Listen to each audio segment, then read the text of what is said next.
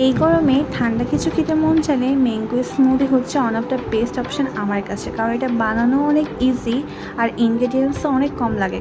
বাসায় খুব ইজিলি এটা বানানো যায়। তো ফার্স্টেই হচ্ছে আমি এখানে একটা পাকা আম নিয়ে নিছি, কারণ যত বেশি পাকা তত বেশি মজা। তো এখানে হচ্ছে আমি আগে আমগুলো কাট করে নিচ্ছিলাম, তাহলে ইজি হবে।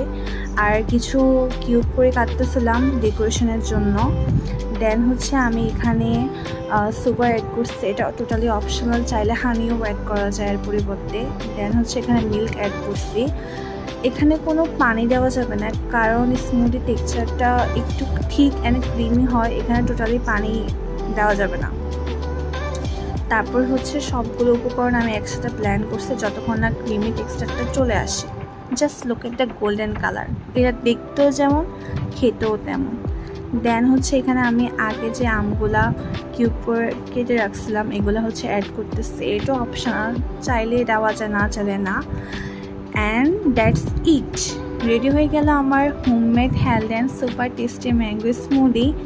Try it out and let me know how it turn out. ভিডিওটা ভালো লাগলে লাইক শেয়ার করতে ভুলবো না।